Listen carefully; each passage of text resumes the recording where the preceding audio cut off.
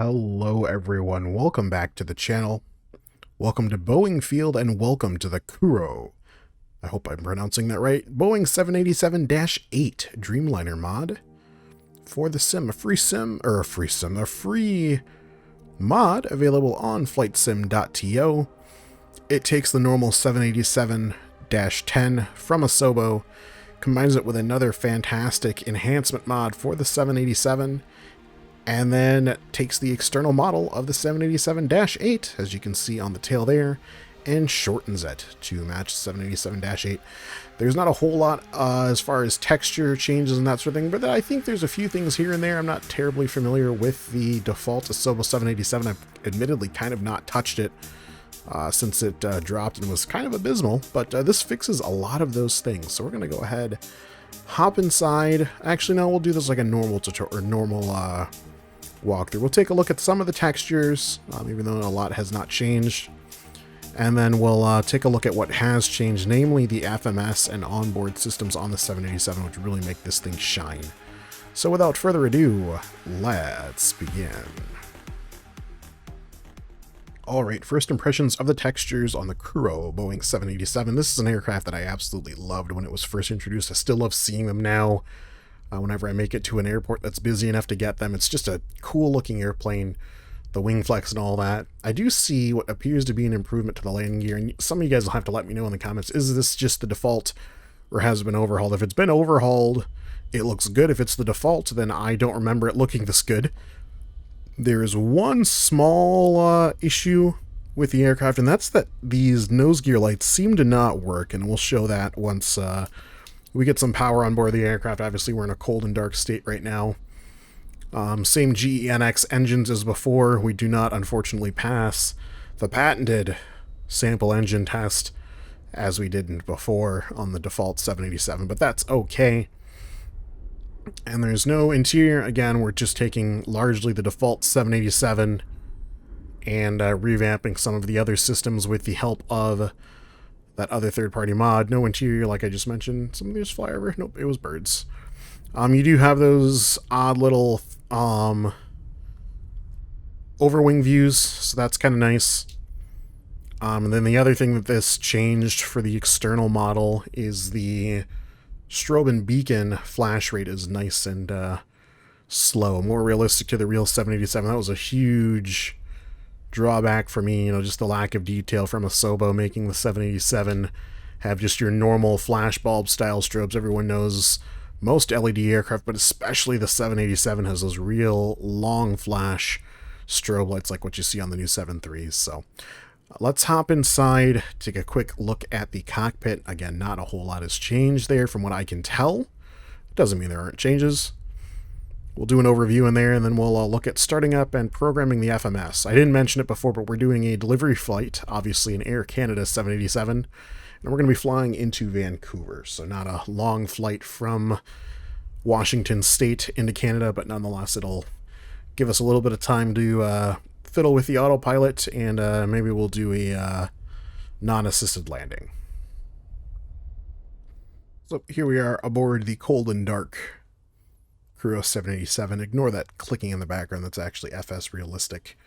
In fact, let's close that so we get a true-to-life representation of the aircraft, sounds, handling, and all what you'll be getting if you download this aircraft as is. Like I said, it doesn't look like a whole lot has been done as far as the customization of the cabin. I mean, the default cockpit did look pretty good from the get-go, so I'm not going to really hold too much to them. The one thing I did notice is I think this is a different texture on the side bolstering of the seats. Again, my memory of the default 787 stops at that really, really old expectations video that I did, geez, like 2 years ago now. So I haven't been in this airplane in quite some time, but nonetheless, everything looks adequate. It's nice high detail, good textures all around for the most part. A few spots here and there that could use some polish, but let's move into getting this aircraft started and set to go. Obviously, our first step is going to be the master battery,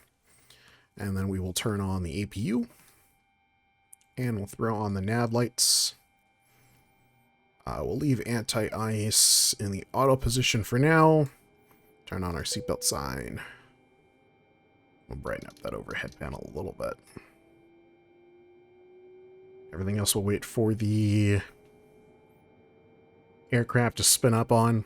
This does add nice zones of lighting, so you've got zone lighting down here, and then obviously your standard overhead and glare shield lighting that you can adjust as well. So I think we're started up on APU power now. I can hear the APU running in the background, which I don't really think is realistic, but that's fine. We'll let it go. Fuel pumps are now on, and you may have noticed as I was panning around, we've got 2 blank MFDs and PFDs, which means we have an IRS to align. It's pretty straightforward on the 787. It's left and right, and then on the FO's MFD, you get a countdown. It's a 7-minute align time for the IRS, which is fine. That gives us plenty of time to go over the nice new FMS. Seems like a good enough spot. So we'll go into the position in it. Our reference airport is going to be Boeing Field. I don't have a gate. We're going to just take the GPS position for the IRS position. And our current heading should be on a compass. Where's the compass on the 787? I can't read manual numbers. We'll wait on that. We'll come back to that. So we'll go to the route. When we need to come back, it's just the init row. Oh, just kidding. What's the position? Yeah, okay, so that's where we'll come back to, but we'll go to the route now. Origin again is going to be KBFI. KBFI. And we're going to be taking off runway 14 right.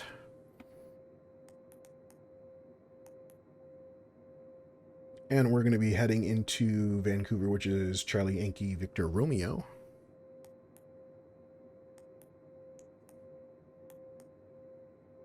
And sorry, not sorry, this is going to be a more in-depth video for the FMS. This is really what makes the airplane shine, so...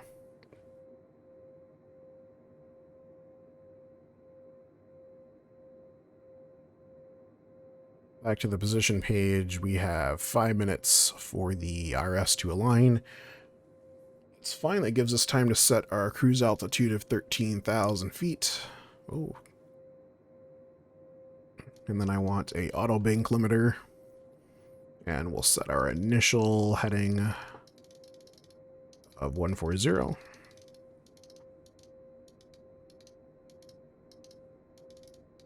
Maybe we'll get there. 140, indicated airspeed on the departure is going to be 210. I don't think I'm ready for the flight director yet. Oh, no, okay, so it's there. Flight level change. And then I want to do an LNAV hold. And we'll arm the auto throttles later. That's the physical arm, and then you've got a engage, disengage for the auto throttle.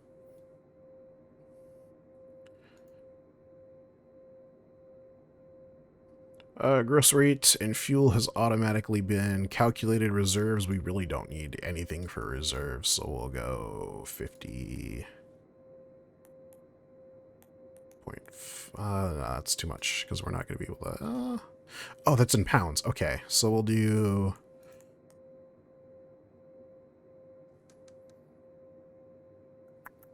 Yeah, you know what? 50's fine. Because that's in thousands, right? Because fuel on board is... Are we that low on fuel? That gives me a chance to show something else on this aircraft. We'll go systems. And total fuel is 111.8. So I'm wondering... Is my center fuel tank... They're on. Are we just low on gas? Let's cheat and use the built-in flight sim thing. Go away, GSX. We don't need you today. Now left main and right main are 100, and the center is 25, so that's more than enough gas to get where we're going. Yeah, so that'll be fine. Still waiting on checklists. Some of those are unfortunately an in-op option, but it's fine. Down to 3 minutes for our IRS align. Cruise altitude, like I said before, is going to be 13,000 feet. Cost index, I want to be rich, so 256.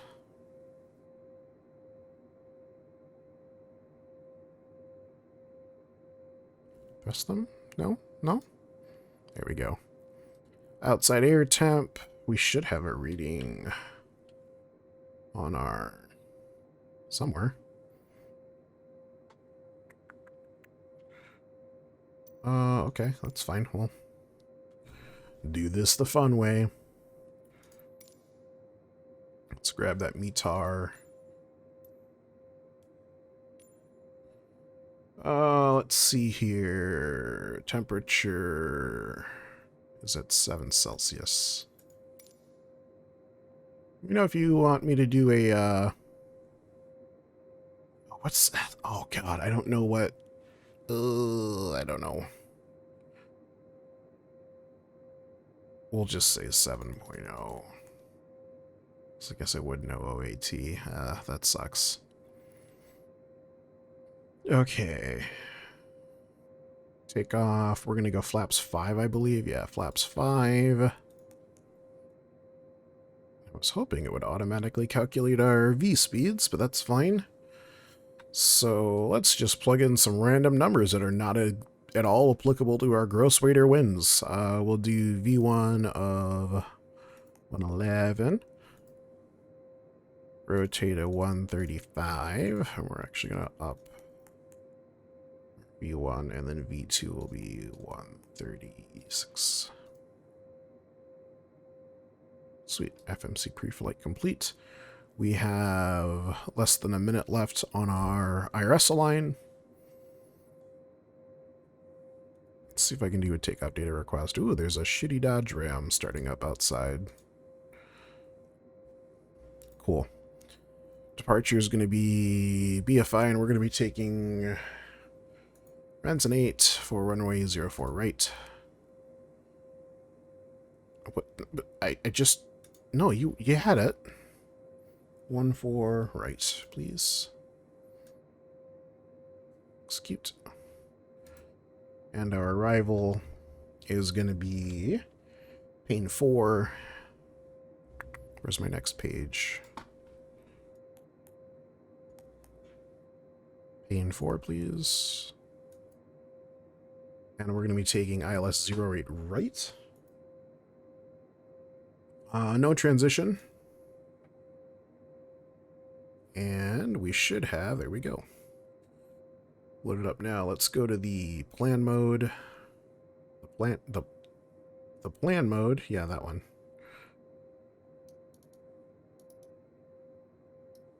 And that looks like a mostly complete flight plan. Looks like there's one missing link there, one discontinuity. So we will rectify that. Execute, and then we'll check through the rest of our page. There's another discontinuity. What does it say? Line can't be deleted. Okay. Oh, actually, that vector. Let's get rid of that vector. So we'll go again over the vector. There we go. Execute. And then... Cool. Okay. Sweet. So 10.7 nautical miles up to flight level 130. Is that possible? Oh no, it's more than that. So we got 7.1 to our first.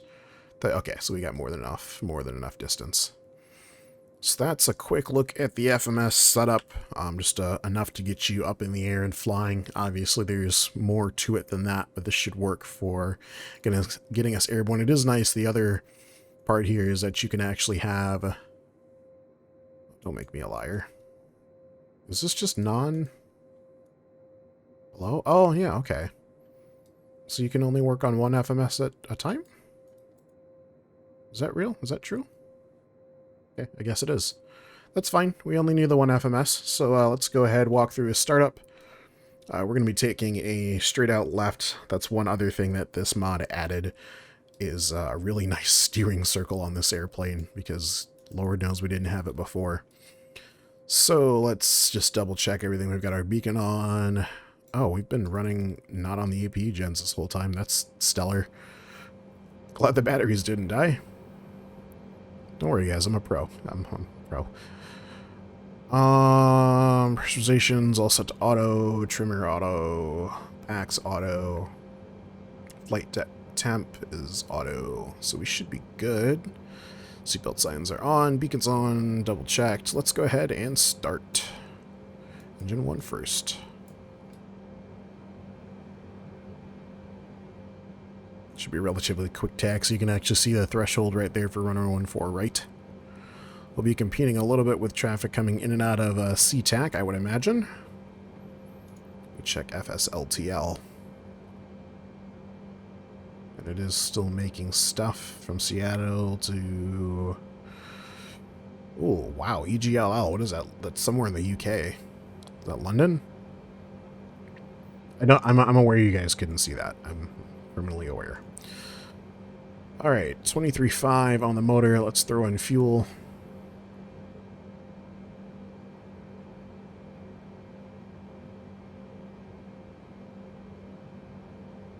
Relatively quiet startup on the inside. Let's take a listen outside and see what that sounds like.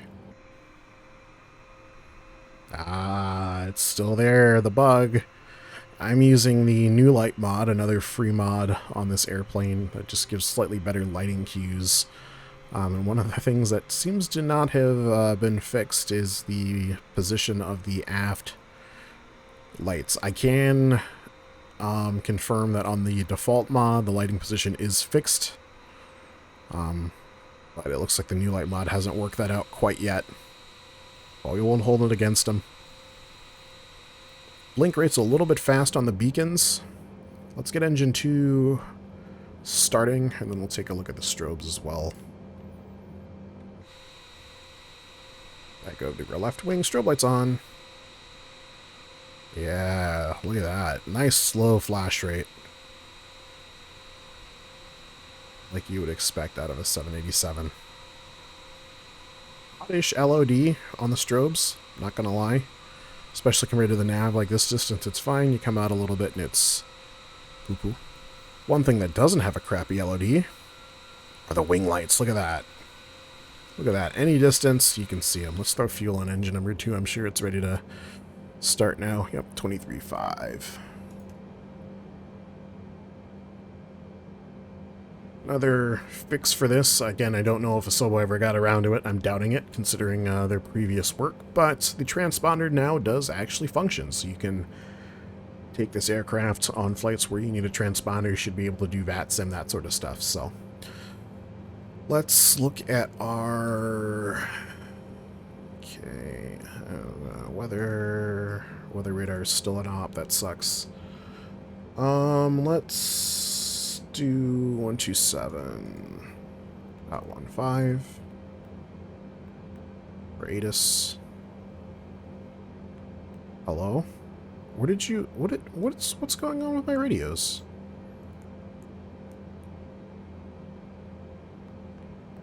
Oh. Well, normally they worked before. Yeah, something's going on. My transponder's messed up too.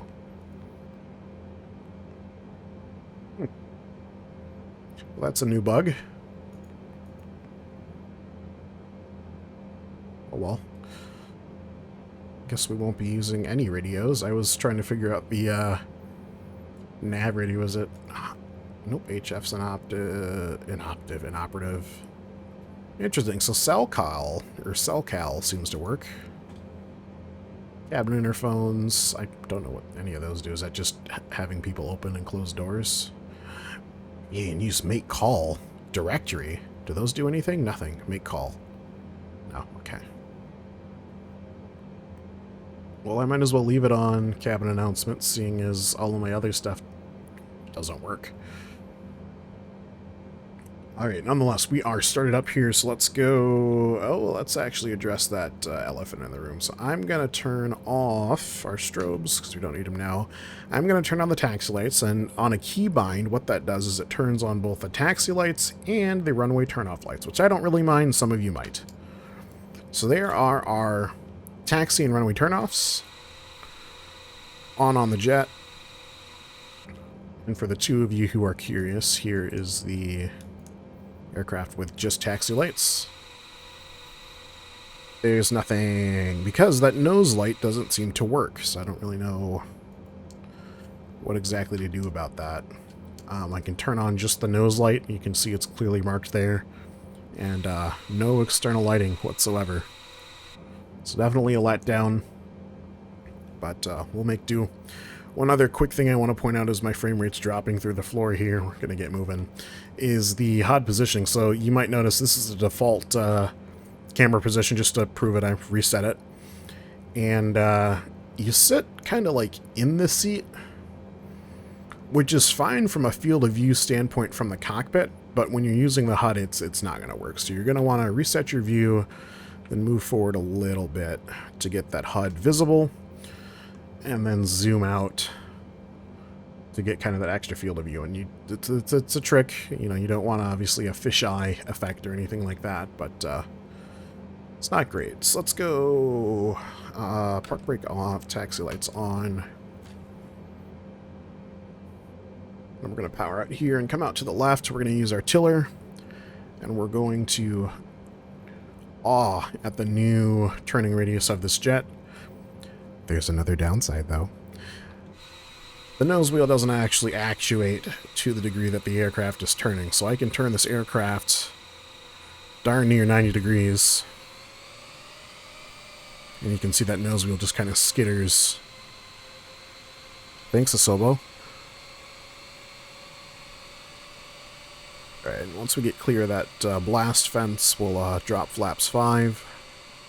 This obviously is not a realistic departure.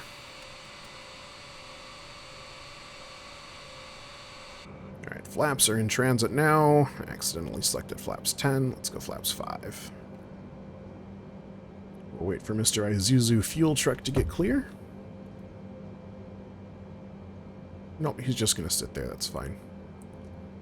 So we got a... Is that a raindrop? What is that on the windshield? No idea. Alright, since we're not on comms, we'll do a visual check. We're clear left and at 2 frames per second. Clear right as well. So we're going to go ahead and take the active. Landing and strobes come on. Wing lights are now on. It's still running. We'll keep the APU going until we round out 10,000 feet.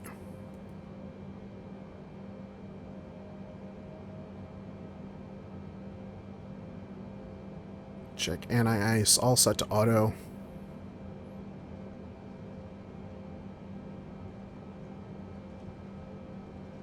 It's a nice shake on the HUD, actually. That's not FS realistic. I closed that earlier, so that's a pretty cool touch. I like that.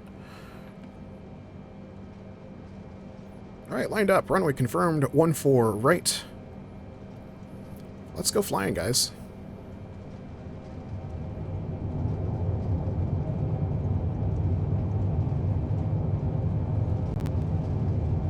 Crackle here. Right, here comes V1. And there's our rotate. Through V2 now. Positive rate of climb. Stamp on the brakes real quick, and gear can come up. That's the speed brake lever. Oh god. I am not an amateur, you are. Autopilot set, it defaults to vertical speed. No idea why it does that. I want flight level change, please, with the auto throttle.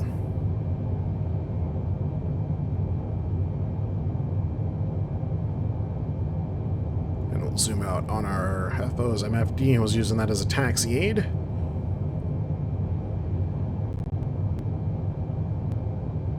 And you can see on our path marker there, flaps 5's coming up real quick.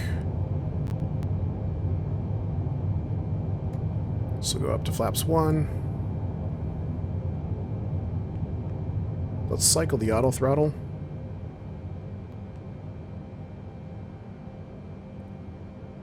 It looks like they're functioning, maybe? Can't quite tell. Stitch the HUD. Rose just flights them. Good. Always good.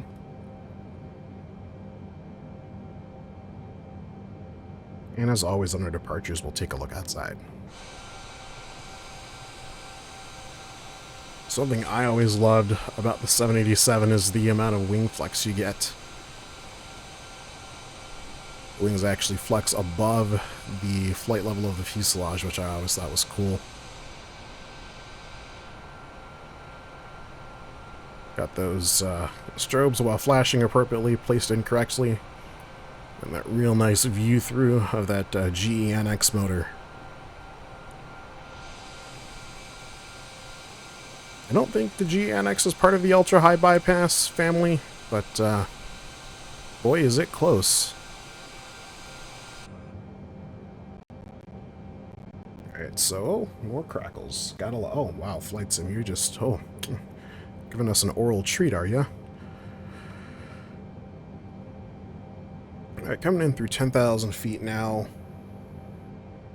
Just to give you guys an idea of what we're working with here as far as our flight plan goes. This is our departure airport here, is Boeing Field, and we're flying just right up here to, where are you? Oak Harbor? Nope, Bellingham. It's not on this map because it's, yeah, okay.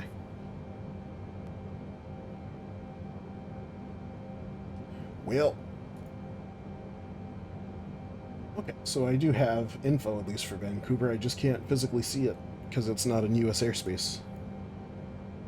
But you get the idea. Departure airport is just south of where my screen cuts off, and then we're flying to purple dot number 2, or number 1, depending on if you read left to right or right to left. But you get the idea.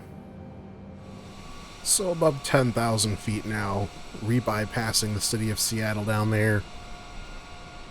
First impressions on the handling characteristics. I didn't fly for too long before we threw on the autopilot, but I do definitely like the takeoff performance.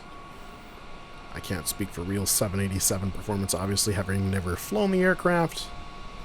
But this would be a good candidate to do some hand flying in on final, which we will do ourselves once we're nice and lined up. Flight sim, I swear to God, unfreeze. Thank you.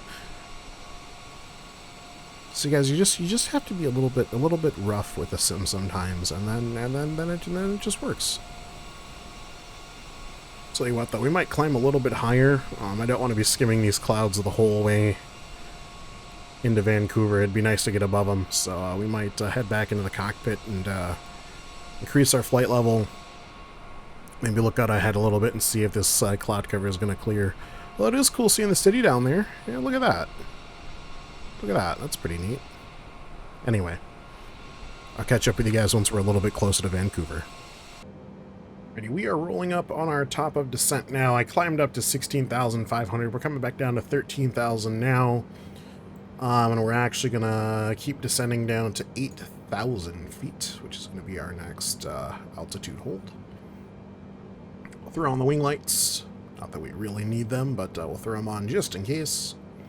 And as we come through 10,000, we will set landing lights and reduce our speed. In fact, let's start reducing down now. Let's come down to 250.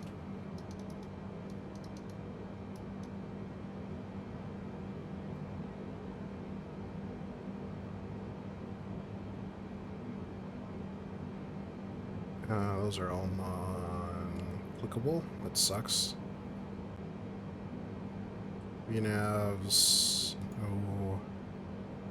So you can do, it looks like, VOR, ADF if you want, and ILS approaches. So we're going to be doing 0-8, right? So, back to the route page, or sorry, the legs page.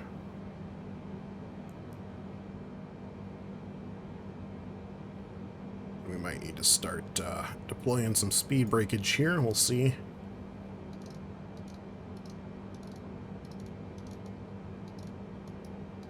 Zoom out on the map. So at YVR, we need to be at 8,000 feet. There's YVR, and I don't see our descent path marker. So speed brakes are going to come out. There it is, coming back in now.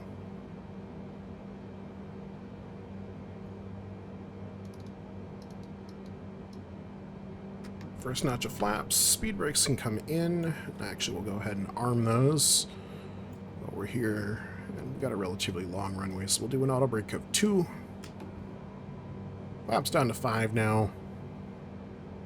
What the heck, we'll go flaps 10.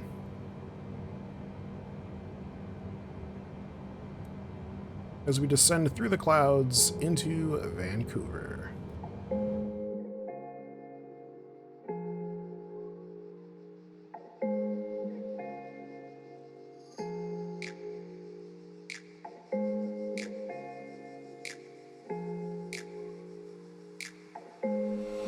Alrighty, rounded off now at 8,000 feet. Waiting for our intersection at YVR. We have picked up some icing, it looks like, but with our automatic set anti-ice, we have forded the vast majority of it on our leading edge surfaces, the tail being an exception. This gives me the chance also to just really quickly run over the windshield wiper controls. Obviously we've got a wiper control here. This controls both of them. They're synchronized. Obviously that's not true to life. You have intermittent low and high for positions. The intermittent runs low, the low runs high, and the high engages, geez, I can't speak, the high engages the warp drive and the Millennium Falcon when Flight Sim decides to unfreeze. So that should give you some sort of an idea of the differences in speeds. But in the real world, you obviously wouldn't want to run a windshield wiper on a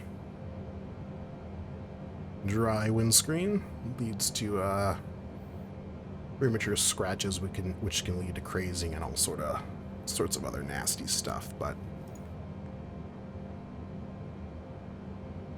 it's like a little bit of precip off to the right on the weather radar. That's fine. So.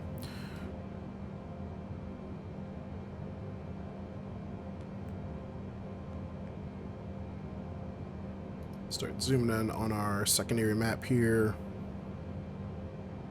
And I'll catch up with you guys in about another, how far is that? 5 nautical miles as we cross YVR. Down to 3,000 for Igvan.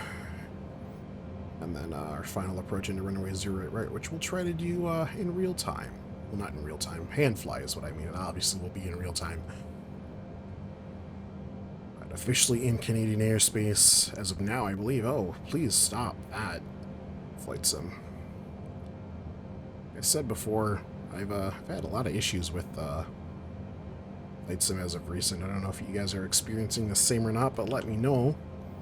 This is, I think, video number 4 or video number 5 that I'm recording. So if you're hearing this now, this is the first out of 4 to 5 videos that I've recorded this week that you'll be seeing. The other ones, something went wrong on them somewhere. Either Flight Sim completely and totally crashed, the sim just wasn't running at the rate I wanted it to. I mean, even right now, it's really not acceptable in my opinion. Or my mixing board caught on fire. One of those two. So, if you're seeing this, cool. If not, I'm just talking to myself, and you know that's okay too. But in that time that I've been talking, we've basically crossed, so we're down sub 5 miles now to YVR. So I think what I'll do is I will just catch up with you guys once we're on the descent over YVR down to Igvan, shortly before we make that sharp right-hand turn to line up for runway 08 right. I will catch up with you guys then. Alright, coming down on that last descent leg now. We're actually a little bit sideways on our approach. You can see the ILS for runway 08 right there. We're coming back into tap V now. So I'm going to go ahead and start configuring. Let's drop the gear. Drop another notch of flaps. Get lots of drag on the airplane. There's our radar altimeter calling 2500. Hey, look, rain. We can use our wipers. Use them on the high speed. Visual of the field. Freezing of the sim.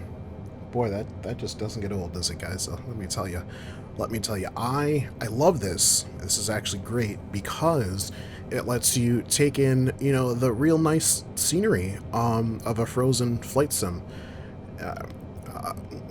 Okay, you can unfreeze at any point now. Okay, thank you.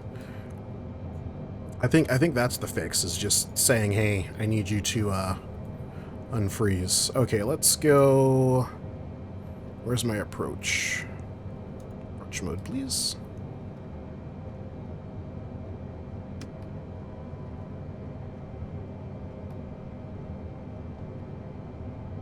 And I actually really can't see that well through the HUD glass, which is unfortunate. So we're going to ditch it. And let's do a hand landing. Still have rain on the windscreen? Yeah, a little bit. It's a mix of snow and rain. So let's go autopilot off, auto throttle disconnect, flight director off. Not necessarily in that order. Flap set full, auto brake set, speed brake armed. Wind's coming off from the right, just a little bit.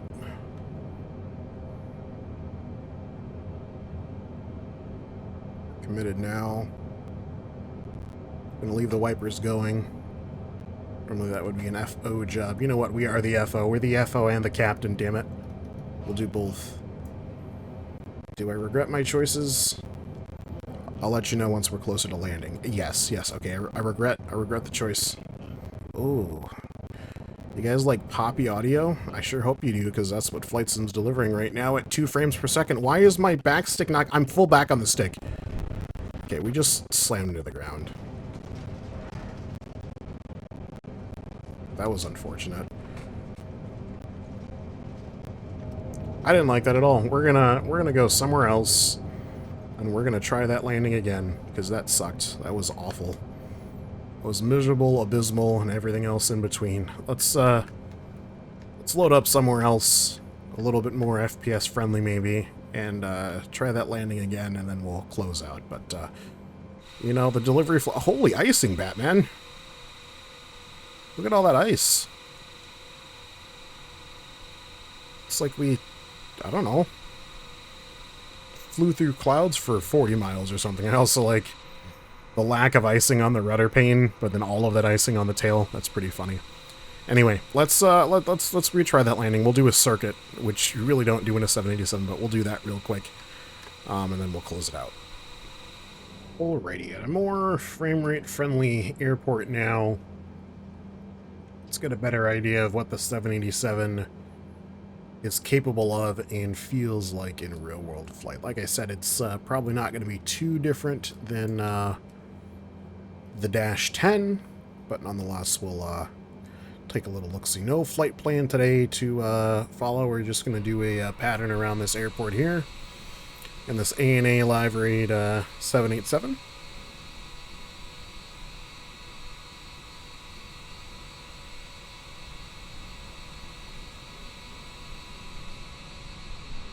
We'll get lined up on runway 08. Looks like a pretty heavy wind, slight crosswind. I think the 787 will manage just fine. Not a huge amount of runway, but I think it's enough to get in and out of here.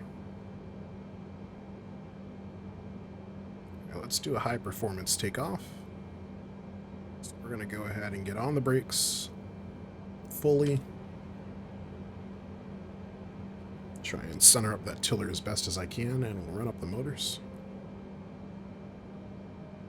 We're going to go for a Fanborough style departure. You guys fluent in the aviation world will remember when the 787 first came out and did this incredible departure from the Fanborough Air Show during its demo. That's what we're going for today. Bit of that crosswind. We'll get a little bit of left aileron in just to keep the wings level.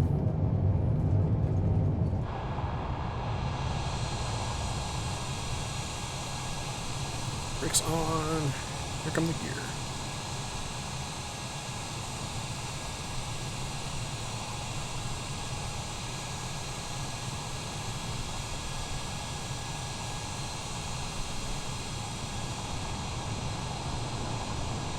So, not quite the same fanfare as Fanborough, but nonetheless, very nice takeoff in the 787 nonetheless. Let's go back inside. Check our airspeed because it looks like we are getting a little bit low in kinetic energy. Alright, coming around for a full stop max performance landing. Thank you, radar altimeter. Max stop full performance landing on runway 08. Still got a moderate crosswind to contend with, but I think the 787 will be just fine. Get lined up on final here, so let's go back into the cockpit for that final landing.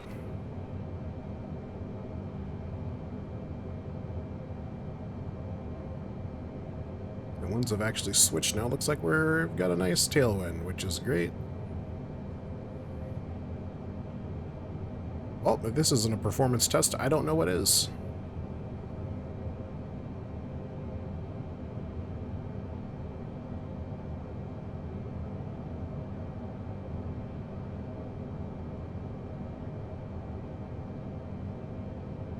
Nice smooth and steady inputs.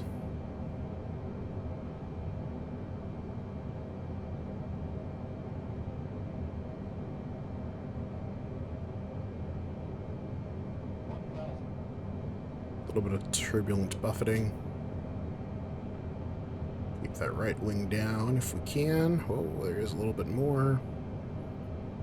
And winds did shift on us since our takeoff. My throttle's to idle. A little bit of a pre-flare to arrest our descent rate.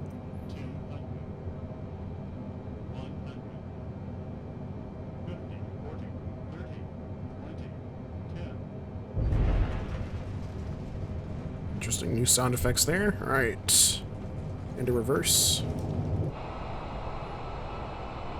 Auto brake max doing its thing. Counteract the wind as best as we can.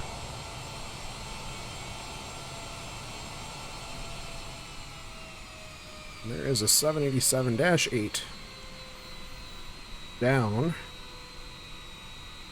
in unfavorable wind conditions. The Kuro 787-8, you guys. Thank you very much for watching. I do appreciate it. I will catch you in the next video. And as always, take it easy.